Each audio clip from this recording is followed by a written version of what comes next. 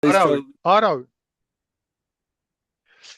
გამარჯობა. გამარჯობათ, ესე იგი, ჩემი სახელია გიორგი. მე ვარ ტრეიდერი, საკმაოდ ხანგრძლივი სტაჟის გამოცდილებით და გაგიზიარებთ ჩვენ ჩვენს სტოკებს, რომელიც ვარჩევთ, ჩემი მეორე კოლეგა არის გიორგი, მასაც გიორგი ქვია, გიორგი ესალმა ხალხს. მოგესალმებით. ხო, კოლეგა გიორგი ქვია. ხო, გიორგი ქვია, ანუ ორი გიორგი ვართ. ხო და მოკლედ დავიწყოთ ჩვენ ახლა სტოკების გარჩევით. ეს არის უბრალოდ სასწავლო მასალა და აბსოლუტურად არ არის ეს საინვესტიციო რაიმე შეთავაზება. უბრალოდ ჩვენ გიზიარებთ ჩვენ ხედვას სტოკ მარკეტთან დაკავშირებით როგორი შეიძლება იყოს. დავიწყოთ ახლა. ჩემ ეკრანს ვაზიარებ.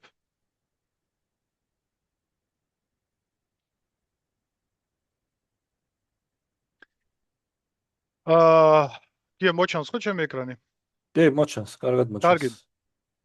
დღეს სამი სტოკი გვაქვს შერჩეული, რომელიც ასეთ ისე საინტერესო არის. თუმცა აქედან ორიჯერ მოსული არ არის შესვლის წერტილთან. ესე იგი, ჩვენი შერჩევის კრიტერიუმებს აგიხსნით, რატო ვარჩევთ ამა თუ იმ სტოკს, ისთვის არის ჩვენი შერჩევის კრიტერიუმები და ასე შემდეგ, მაგრამ მოდი ესე ვთქვათ, ეს არის სტოკი GoGo. დონე აქ გვაქვს აღებული $5. $5 დონე არის. ამ დონესთან როგორც კი მოვა ფასი, ანუ მოვა ფასი, ესე დაიწყებს squeezing-ს, ანუ პაჟრაჭი რუსულად ქვია, squeezing-ი არის ინგლისურად. ესე შემდეგ შეიძლება უკვე ამ სტოკში შესვლა. პოტენციალი ამ სტოკს აქვს საკმაოდ მაღალი. კარგი სტოკი არის. ფუნდამენტალზე მე ავხსნი ტექნიკურ ანალიზს და გიორგი გააკეთებს უკვე ფუნდამენტალზე. კი ბატონო.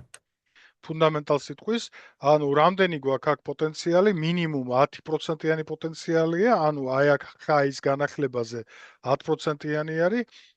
ჩვენი მთავარი მიზანი არის ავიღოთ მინიმუმ 10%. ანუ 10%-ს რო ავიღებთ, აუცილებლად უნდა მოხსნათ რაღაცა რაოდენობა თანხის, ეს იქნება შევამციროთ 50%. ხო, შევამციროთ ჩვენი მაგალითად 100 ცალი აქციიდან გავყიდოთ 40 ცალი, 40% ესე რო ვთქვათ, გავყიდოთ 50% და ასე შემდეგ. ანუ შევამციროთ, რომ მოგება ავიღოთ და დავაფიქსიროთ და შემდეგ რო გაიზრდება უკვე, შემდეგ აი აქ 20%-ზე გავყიდოთ, შემდეგ უკვე მერე 40%-ზე გავყიდოთ და ასე შემდეგ უკვე. თავარია პროფიტი ჩავიდოთ ჯიბეში, ეგ არის თავარი. так, პირველი არის GoGo, საინტერესო აქცია არის. ტექნიკურ ანალიზს გთავაზობთ ახლა, ანუ $5 არის, ალერტი დაყენებული მაქვს, მოვა ამ დონეზე და შემდეგ უკვე ვნახავთ შესვლის წერტილს. ამას ცალკე გეტყვით უკვე როგორც კი მოვა, ცალკე გეტყვით უკვე საინტერესო შესვლის წერტილი ექნება. შემდეგი აქცია, რომელსაც განვიხილავთ, ეს არის TTD. TTD ეს არის The Trade Desk-ი, ეს ერთ-ერთი ცნობილი არის Trade Desk-ი. აქ ჩვენ დონე გვაქვს, საინტერესო დონე არის 24 და 87. $24 და 87 ცენტი. თუმცა ეს აქცია ჯერჯერობით შორს არის დონიდან, რადგან მარკეტი დაუნტრენდში არის და მიდის sell-off-ი, მაგრამ აქცია არის ძალიან ძლიერი ფუნდამენტალი აქვს და ზუსტად აქაც როგორც კი აქ მოვა, შეიძლება დღეს მოვიდეს, შეიძლება რამოდენიმე დღეში მოვიდეს. აი აქ ალერტი მაქვს დაყენებული 24-27-ზე, იგივე პოზიციაზე, ანუ აქ დაგროვებას დაიწყებს ამ დონის ქვევით და შემდეგ შეიძლება შესვლა უკვე. პოტენციალი ამ აქციასაც აუცილებელია პოტენციალის გათვლა. რა პოტენციალი გვაქვს? პოტენციალი დაუშვოთ აი ჩვენი შესვლის წერტილიდან, პოტენციალი 10%-იანი თავისუფლად 10%-იან პოტენციალს ხედავ. ანუ გაყიდვების დონემდე 10%-იანი პოტენციალი თავისუფლად. მაგრამ პოტენციალი მეტი აქვს. პოტენციალი მეტი აქვს, მაგრამ მე ვავარაუდობ 10%-ს. მოდი ესე ვთქვათ, გიორგი, 10%-იანი იქნება ჩვენი ამოსავალი წერტილი და 10%-ის იქეთ რასაც დაგვიწერს, რატო არა? კი ბატონო. ვიღებთ აუცილებლად. აი და ხო მესამე ეს სტოკი, მესამე ხო, ტექნიკურად გავარჩიოთ და მესამე სტოკი არის ორგო. ეს არის სამედიცინო სტოკი. საკმაოდ კარგ დაგროვებაში დგას. გუშინ გააკეთა საკმაოდ დიდი ძვრა, საკმაოდ დიდი მოძრაობა ჰქონდა ამ სტოკს. დაიხურა კაკრას ამ დონესთან, გააგვია დაიხურა. ჩემთვის ახლა ვარაუდი არის, რომ მე ვარაუდობდი, რომ თუ დონესთან დაიხურებოდა, შეიძლებოდა აქ შესვლა. ანუ მან დონე რო არ გაიჭ, აი აქ რო დახურულიყო, დღეს აუცილებლად შევიდოდი ამ სტოკში და აქაც პოტენციალი, ანუ ნახოთ პოტენციალი როგორია აქ ამას. პოტენციალი აქაც 10% ნახეთ, თავისუფლად შეიძლება გაყიდვების დონესთან 10%-იანი პოტენციალის აღება. ეხლა როგორ შეიძლება ამის ვაჭრობა? ან დღეს პრემარკეტზე შეიძლება შესვლა და დალოდება, მან მაგალითად დღეს შეიძლება სელი იყოს ცოტათი, მივიდეთ აი აქ, ანუ გამყიდველი წამოვიდეს, გავტესტოთ აი ეს მყიდველი და შემდეგ ბატონო. შეიძლება შესვლა აი აქ, აი ესე კი. შევიდეთ. ამიტომ ცოტას თუ დაელოდებით, თუ გაქვთ იმის საშუალება, რომ შეხვიდეთ, მაგრამ ჩვენ ხო რისკიდან გამომდინარეობს, ამიტომ მოდი გადავიდეთ საათობრივზე და ნახოთ, სად შეიძლება ჩვენ შევიდეთ. საათობრივზე ყველაზე კარგი შესვლის წერტილი იქნება აი აქ. კი, ორგო უფრო მალე შეიძლება მოვიდეს შესვლის წერტილთან. კი, აი აქ ორგო დღეს იქნება ამის შესვლის წერტილი, ამიტომ აი ეს დასალოდებელია. ჩემი სტოპი არის 3-დან 5%-მდე. ანუ მინიმუმი არის 3%, მაქსიმუმი არის 5%.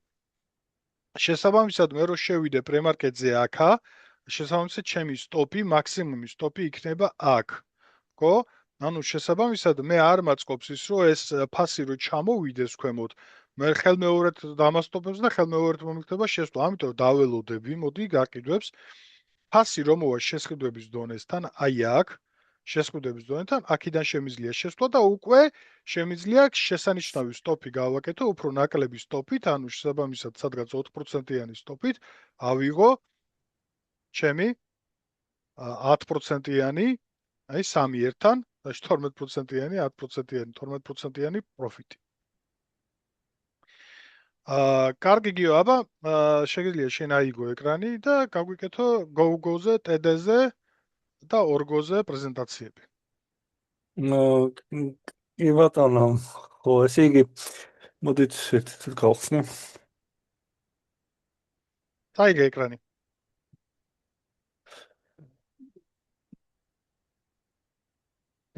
ხო. ხო, მესლავე.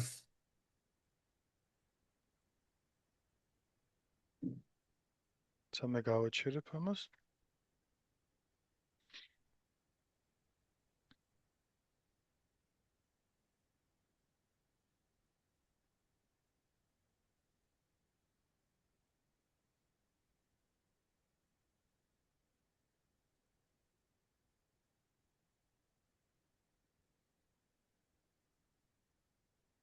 მარტოს დიდი ხანი ინტერესდება.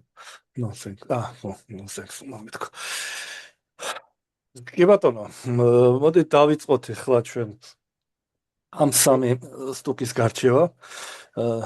დავიწყოთ ორგოთი, ვინაიდან როგორც წინ აღნიშნეთ, ორგო უფრო მალე შეიძლება მოვიდეს შესვლის წერტილთან, მე მგონი დადასტურებაც უფრო მალე გამოჩნდება, როგორც გიორგიმ აღნიშნა. ამიტომ ეს უფრო პირველი სტოკი ეს იყოს, რომელსაც ახლა ფუნდამენტურად განვიხილებ. არაფერი, ხანდახან იცის, როცა ჩართული გაქვს ისა.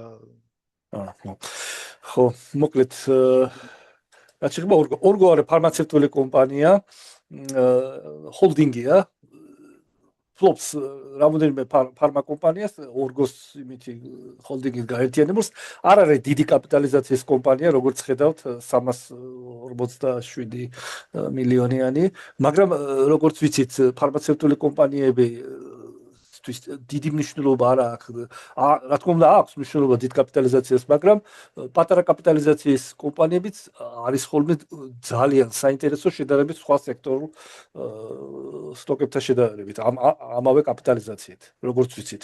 აქედან გამომდინარე, ჩვენთვის ძალიან საინტერესო არის აი ამ კაპიტალიზაციის ფარგლებში მყოფი კომპანიები, რომელსაც აქვთ ტრიგერები, რომელსაც აქვთ გრაფიკი, რომელიც ახლა ამ წუთში ვნახეთ, აი ესეთი დაგროვებით, დადასტურებით და შემდეგ უკვე ჩვენ ამას ახლა ფუნდამენტურად შევხედავთ. კიდევ რა არის? გარდა გრაფიკული მისი მონაცემებისა, რომელიც ჩვენ გვაძლევს საშუალებას, რომ ვივარაუდოთ, რომ კომპანია ისა სტოკი გაიზრდება, დაწერს მინიმუმ 10% უახლოეს მომავალში.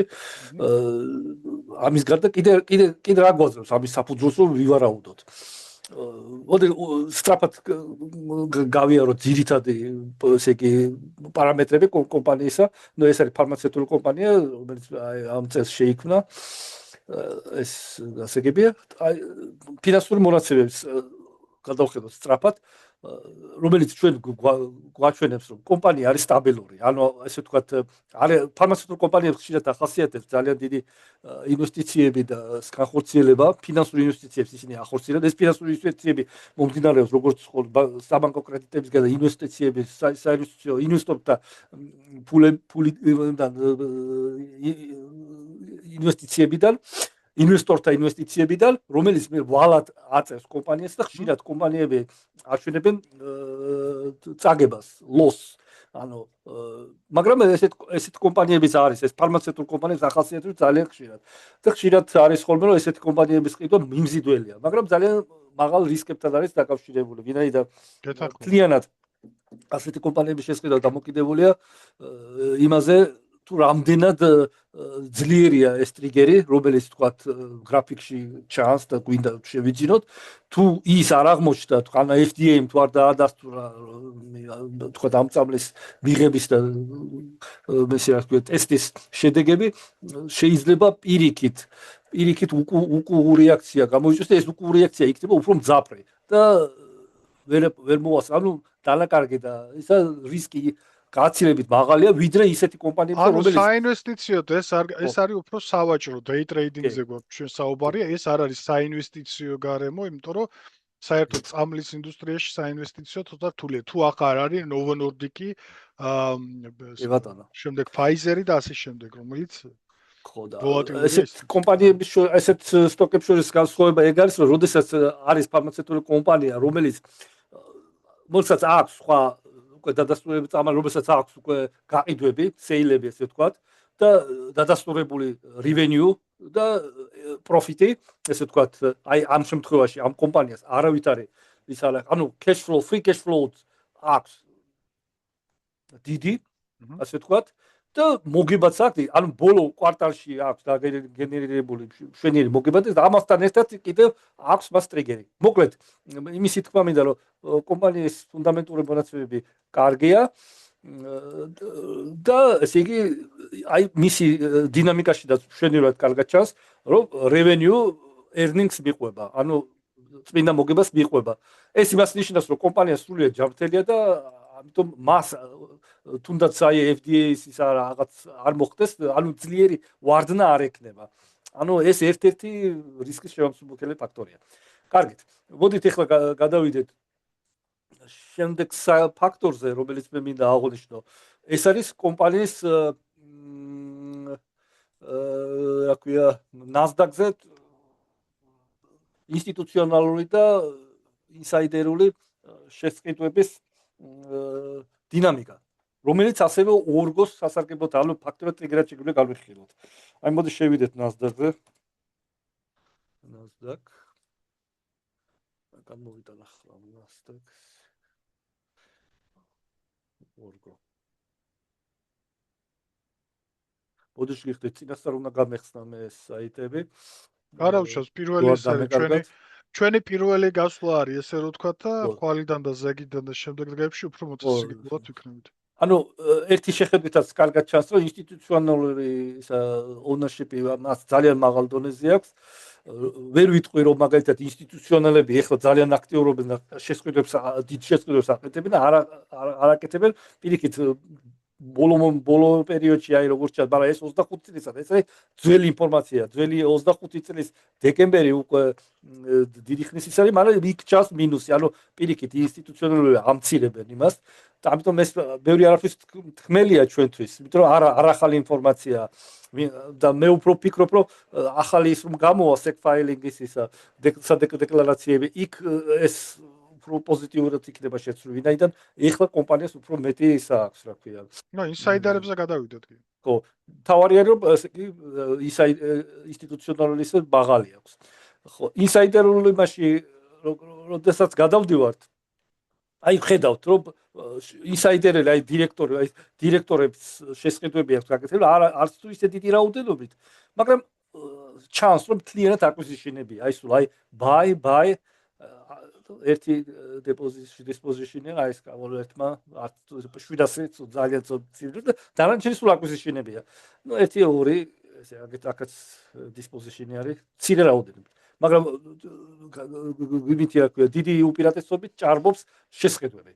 ანუ ფაქტურად შეგვიძლია ვივარაუდოთ, რომ ინსაიდერული ძლიერი შესყიდვები აქვს. კაი, ძალიან კარგი. გადავიდეთ აბა სხვა კომპანიაზე ჩვენ ვარ გაგვიზელდეს. შემდეგ კი ბატონო, ხო, ეს მოვჭით ისა რა ქვია, ორგო. მოდი და ორგოს მე გადავიდათ შემდეგზე. გოგო. ხო, მე მინდოდა ადმაც გამეხილა, ეყურე ადმაც გიორგი ბევრი დამაკარგდა, მაგრამ აი ეხლაც კარგად გიწია მოსულა, აი შეხედე როგორა ადმა. მაგას ყო განვიხილოთ, საინტერესო არის, საინტერესო კომპანიებია, გავიხილოთ კომპანიები, რა თქმა უნდა. კომპანიები მდენია გასახილველი და საინტერესო. და. TTD. კი ბატონო, TTD ეს არის, რა ქვია, ტექნოლოგიური კომპანია. ტექნოლოგიური software კომპანია არის, რომელიც პლატფორმა არის, რომელიც ესე იგი cloud based ad buying პლატფორმა არის. ხო, ნუ ესე იგი რომელიც ფაქტობრივად თემს ოფლიოში ოპერირებს რა, ანუ მას აქვს კარგი კაპიტალიზაცია აქვს, 9-10 მილიარდამდეა, ეს შესანიშნავია. სტეიტმენტიც ძალიან კარგი აქვს, აი როგორც ხედავთ, აი დინამიურია და მზარდია. ძალიან კარგი სტეიტმენტი აქვს. ნუ დივიდენდი არ აქვს, ეს არ არის დივიდენდ კომპანია. აი შეხედეთ როგორი ის არის დინამიური ერნინგების დინამიური ზრდა არის. შესაძლოა ის აქვს. ინსაიდერულშიდაც რომ გადავიდეთ, ეხლა არ ჩანს იქ არავითარი ტრიგერი, არც შესყიდვები, არც ისინი, მაგრამ ეს არ უშლის სრულიად. თუმცა მოდი აღვნიშნოთ ის, რომ დღეს software-ული კომპანიები ძალიან დაიჩაგრენ იმაზე, რომ ტექნოლოგიური ზრდა მიდის, ანუ ტექნოლოგიური ჩიპების წარმოებლები იზრდებიან. მაგრამ დიდი ალბათობით software-იც მოსალოდნელია, რომ გაიზრდება, ანუ მოსალოდნელი არ იქნება აუცილებლად. super cycle იწყება და ამიტომ შესაბამისად ჩვენ გრაფიკიც ამას გვეუბნება, რომ დაგროვებაში დგას და შესაბამისად საინტერესო ის არის. ინსაიდერები, ნახე, აი იქ იქნება ინსაიდერებში რაღაცა იქნება საინტერესო. კი ბატონო, აი ინსაიდერებში შევედი, აქვს შესყიდვები. ბოლო შესყიდვებია, აი ეს არის სულ ახალი მეხუთე თვეა. შესყიდვებია, ხო. აი acquisition-ებია სულ. კი ბატონო, აი სამი არის, ანუ ფაქტურად არის ინტერესი. გამოხატული ინტერესია აშკარა ინსაიდერული რა. ინსტიტუციონალური ფლობაც კიდე ძალიან მაღალი აქვს, 91-92% აქვს, შესანიშნავია. აქაც ესეთი ის არის რა, არც ისეთი დიდი უპირატესობა ყიდვა შორის, ანუ გამოკვეთილი ის არ არის, მაგრამ თავარია რომ ინსაიდერულობაში არის ჩანს შესყიდვები. ესეც ტრიგერად შეგვიძლია განვიხილოთ. კარგი, ძალიან კაი ტრიგერი გვაქვს. შემდეგი არის GoGo. ხო, მოდი გადავიდეთ Google-ზე.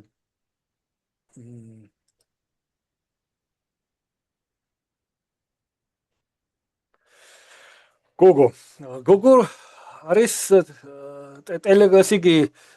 wireless telecommunication კომპანია, ანუ უსადენო სატელეკომუნიკაციო კომპანია, რომელიც აწარმოებს სატელეკომუნიკაციო საშუალებებს, რომელიც ძირითადად გამოიყენება აერონავიგაციაში რა, თვითმფრინავებში რა. ანუ ფაქტობრივად თვითმფრინავში ინტერნეტ Wi-Fi ინტერნეტის გავრცელების კომპანია არის ესე ვთქვათ რა. Engage is a provider for broadband connectivity service in the business aviation market. საავიაციო მარკეტზე. ნუ ნიშური სეგმენტია. ნიშურია, ხო. ნიშურია და ძალიან კონკურენტუნარიანი, ძალიან. იმიტომ რომ თქვენ წარმოიდგინეთ ინტერნეტის ისა ფრენის პირობებში ინტერნეტის ისა მიწოდება რამდენად ეს არის მნიშვნელოვანია და კონკურენტუნარიანი შეიძლება ჩაითვალოს. კარგით, გადავიდეთ სტეიტმენტზე. სტეიტმენტი შესანიშნავია კომპანიას, ნუ იყო სადღაც ეს ძველი 2020 წელი იცით რომ ის კოვიდის პერიოდზე ამას მოვიაქცევთ ყურადღებას და 21 წლიდან ის დინამიურად ზრდის თავის იმას revenues და ასევე მასთან ერთად ნორმალურად იზრდება ისიც რა ქვია earning-ებიც, ასე შემოსავლებიც რა, წმინდა მოგებაც. ხო, ნუ ესე ვთქვათ ახლა ძალიან ისეთი ის არ არის, მაგრამ კარგი ის აქვს რა. ხო, ესე იგი რა მინდოდა მეთქვა. მოდი გადავიდეთ ამის ინსაიდერული მასშედაც ვნახოთ. გრაფიკში ეს ძალიან კარგად აჩვენებს დიდ დაგროვებას. ეს დაგროვება არის 3 თვეზე მეტი, აი 3 თვეა გამოკვეთილად, აი მეტია. 3 თვეზე მეტია და სულ მუდმივად დაგროვებაშია.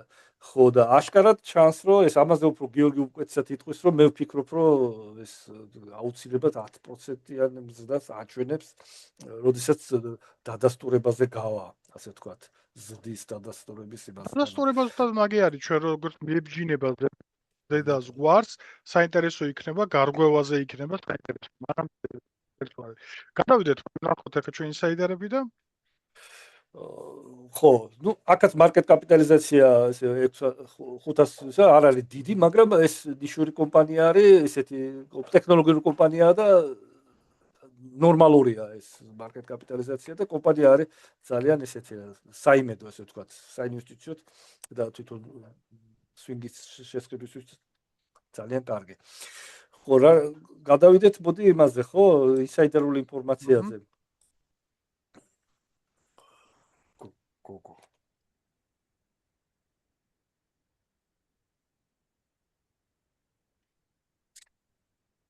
ინსტიტუციონალური ისა აქაც მაღალი აქვს 76%. ნუ ესე ვთქვათ, ძველი ინფორმაციით, ესე იგი, აქ 26 წელიც ჩანს, ხო, აი ხედავ, განუახლებიათ ამათ. აი გაზრდილია ინსტიტუციონალური ფლობა, არც თუ ისე დიდი რაოდენობით, მაგრამ დინამიურად იზრდება. აი BlackRock-ს აქვს გაზრდილი. საინტერესო და კარგია. მოდი ახლა ინსაიდერულზეც გადავიდეთ. აი ინსაიდერული ინფორმაციაში ოფციონებით არის ისა, აქ არ ჩანს ესე იგი შესყიდვები, არაფერი. ანუ ტრიგერი ამ წუთში ინსაიდერულ იმაში არ აქვს გამოკვეთილი. ვერ ვარაუდებთ რომ რაღაც მაგრამ ხან აი 3 თვიან იმაში დიდი შესყიდვები ჩანს, აი 3 თვიან და ეს იმაში რაოდენობა დიდი ჩანს. მაგრამ ბოლო პერიოდში აი ამ ერთ კვირაში აი ბოლოებაში დიდი ცვლილებების შესყიდვებში ზრდა არ ჩანს, ესე ვთქვათ. ხო, მაგრამ არის უკვე რაღაცა ცვლილებები, ანუ 3 თვიანში არის, რომ არის 3 თვიანში დიდი შესყიდვები ჩანს. კი, აი ხო ნახეთ. დიდი დაგროვება, ხო და ჩვენ ხო შესაბამისად დიდ დაგროვებაში ვდგავართ, ჩვენ ვდგავართ სადღაც 4 თვიან. კი, გეთახმები. ჩვენ უნდა ვივაგარიშოთ 3 თვიანი, 4 თვიანი ის ჭრილი. შესაბამისად აქ ინტერესი არის, ანუ შესყიდვები არის. უბრალოდ ჩვენი ინტერესი არის ის, რომ კი არ შევიდეთ ეხლა და დაველოდოთ და მე როდის გაიზრდება, არა, როცა მზად იქნება უკვე გასაზრდელად, ანუ დიდი მოთამაშე უკვე მზად არის, რომ შეისყიდა და დააგროვა უკვე რაღაცა რაოდენობა აქციების, მზად არის უკვე წავიდეს, ჩვენც იმ მოთამაშესთან ერთად გავაგზავნებთ ზრდას.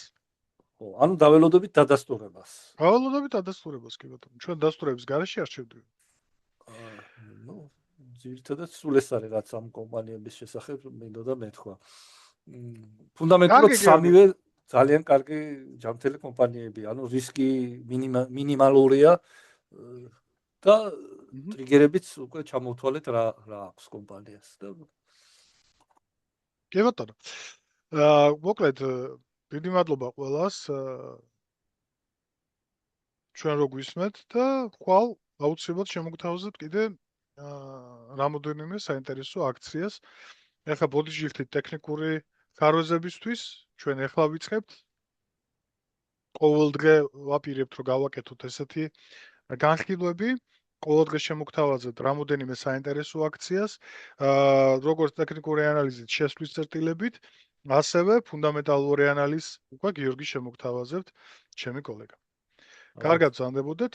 დიდი მადლობა და ყველამდე.